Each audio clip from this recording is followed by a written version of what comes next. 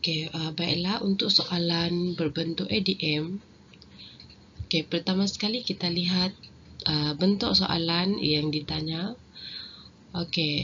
Apabila kita lihat soalan, kita lihat pada bentuk soalan yang ditanya. Kalau kita lihat pada soalan ni, dia dah beri event, task, duration, and predecessor. Kalau kita lihat pada event, event yang dinyatakan di sini daripada event 1 ke 2 ke 3. So automatically kita tahu dia adalah dalam bentuk penyelesaian, adalah dalam bentuk ADM. So langkah pertama yang kita perlu buat adalah kita kena create circle untuk event daripada event yang pertama hingga event yang kedua. Ini adalah event yang pertama. Kita letakkan circle di sinilah. Mewakili event yang pertama sehingga event yang kedua. So kita nyatakan di sini, kita letak di sini nombor 1, event yang pertama dan event yang kedua.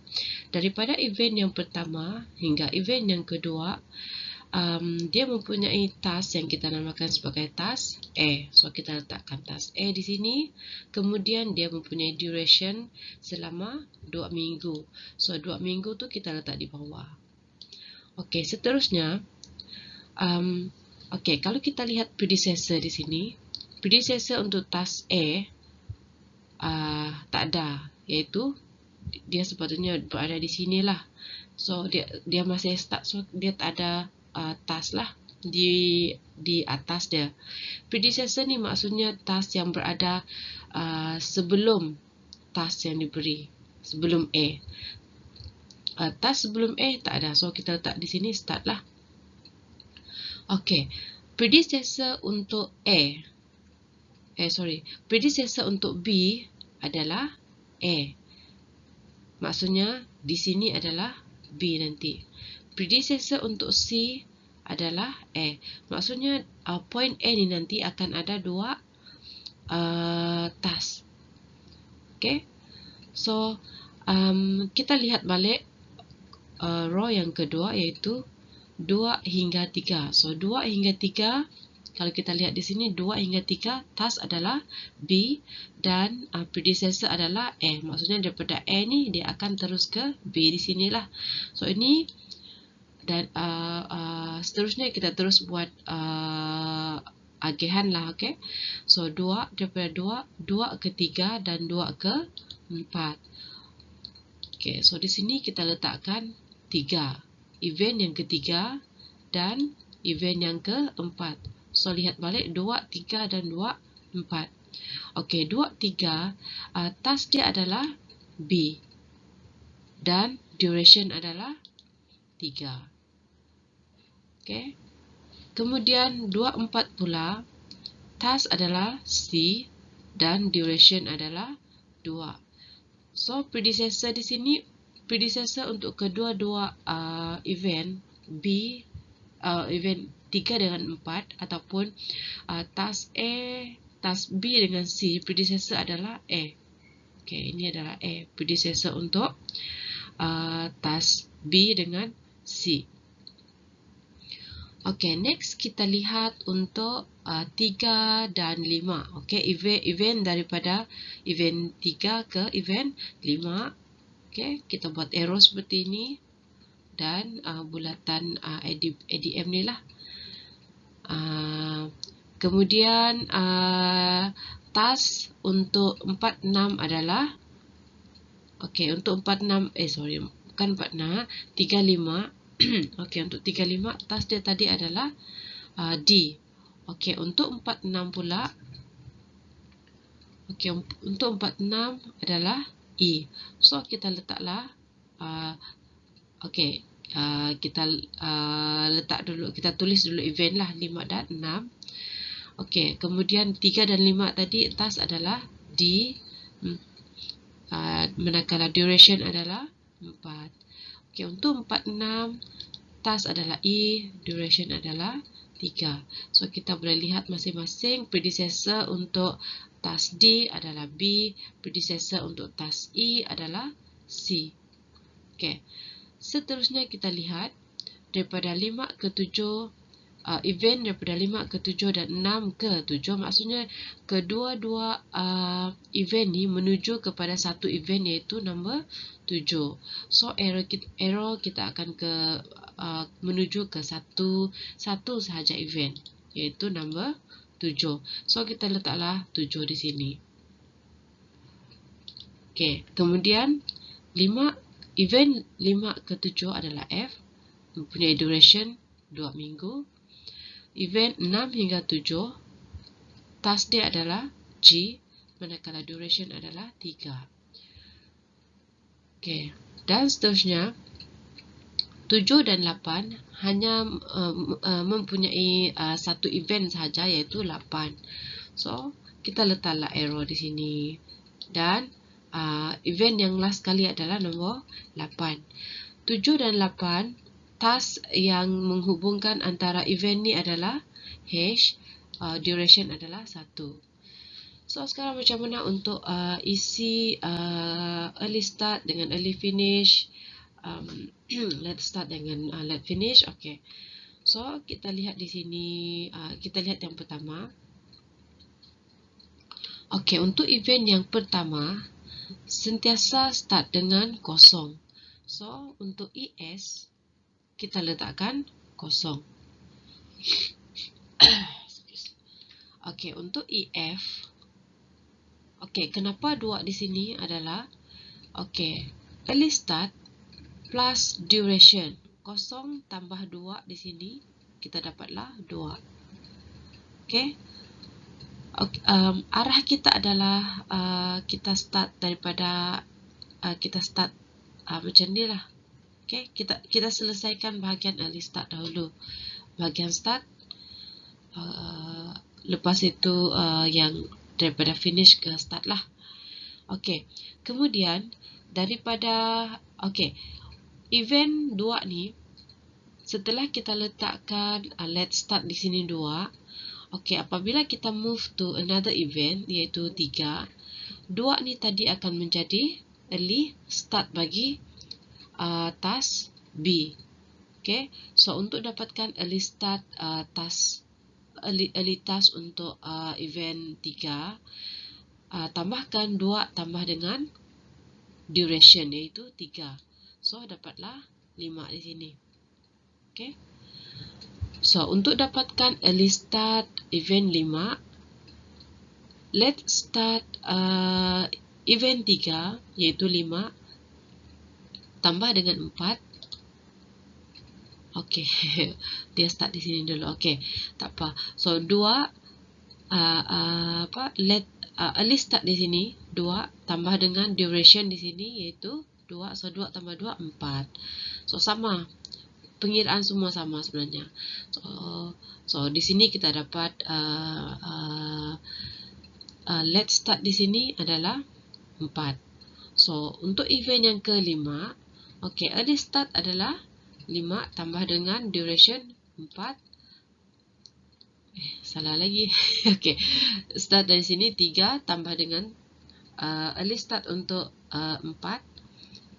Let's start untuk event 4, iaitu 4 tambah dengan duration 3. So kita dapat 7 lah.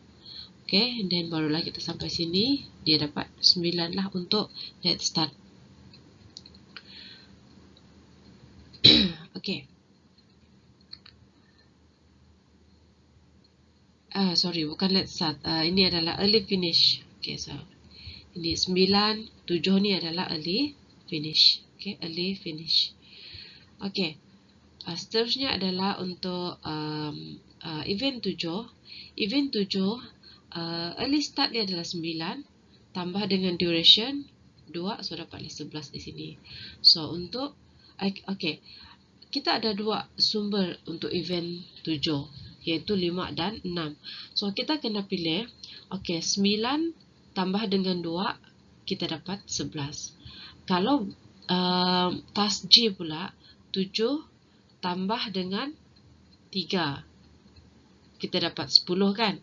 So antara 10 dengan 11, kita kena ambil value yang paling tinggi. That's why kita letak 11. Okay, that's why kita letak 11 instead of 10. So kita tak perlu ambil nilai 10 ni. Kita ambil value yang paling tinggi. Okay. Okay. Next adalah point event 8. So event 8 untuk dapatkan early finish, okay, 11 tambah dengan 1 kita dapat berapa? 12. Ya. Okay, kita dapat 12. Okay. Okay, so kita dah selesaikan di bahagian early start and early finish. Next adalah let's start and let finish. Okay, let's start and let finish. So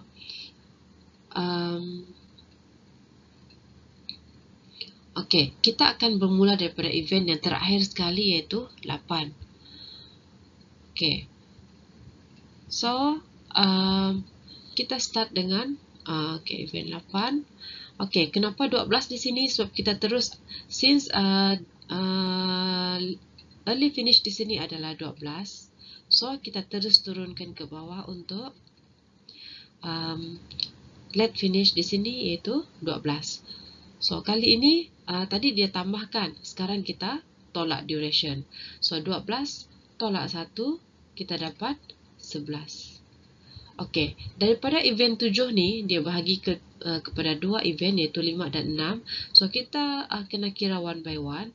Okey, so 11 di sini untuk dapatkan let's start. 11 tolak 2 kita dapat 9 kan? Kalau di sini pula 11 tolak 3 kita dapat berapa? Kita dapat 8. Okey. So kita letakkan, okay, okay, dia kita terus selesaikan jalur ni lah. So 8 tolak 3 kita dapat 5. Okay, yang atas ni pula 11 tolak dengan 2 kita dapat 9. Kemudian 9 tolak 4 kita dapat 5. So kedua-dua ni kita dapat 5 lah.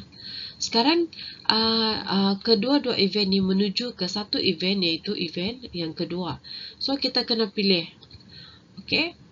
So untuk dapatkan value apa yang kita perlu letakkan pada bahagian let finish di event number 2.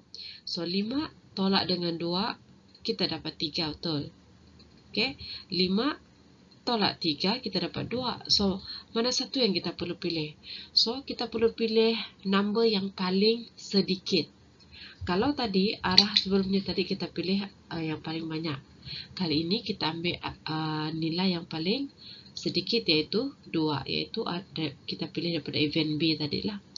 So untuk event yang terakhir ni tadi nombor 1, 2 tolak 2, so kita dapat 0. So selesailah ADM.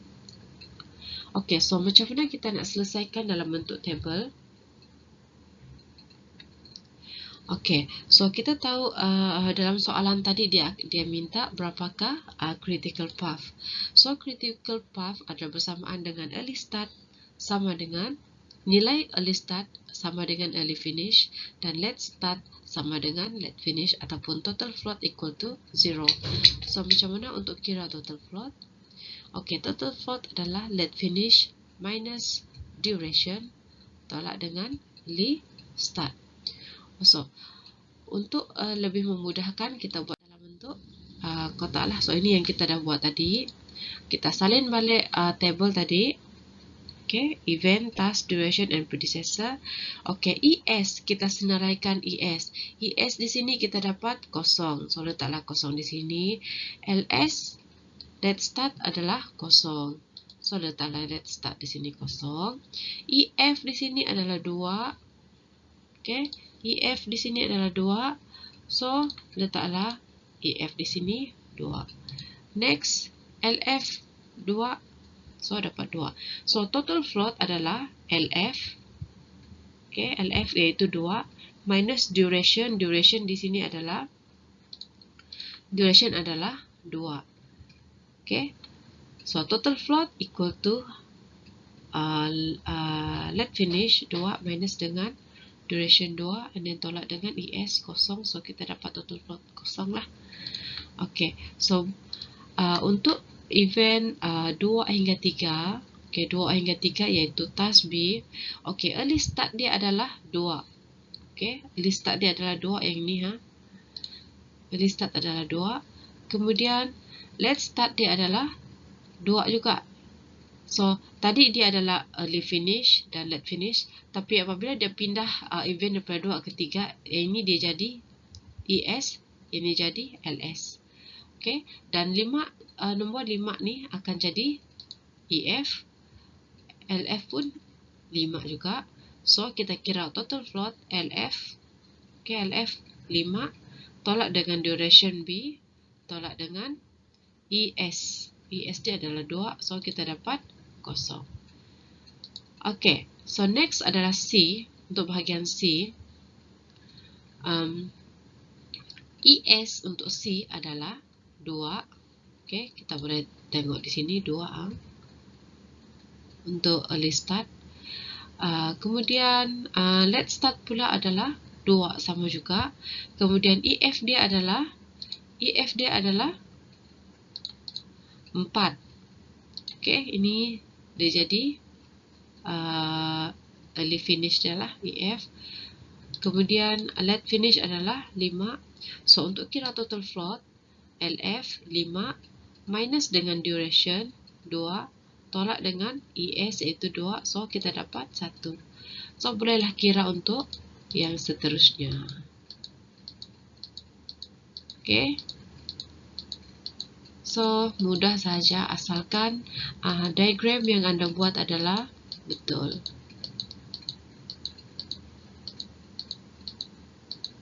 Okay, selesai.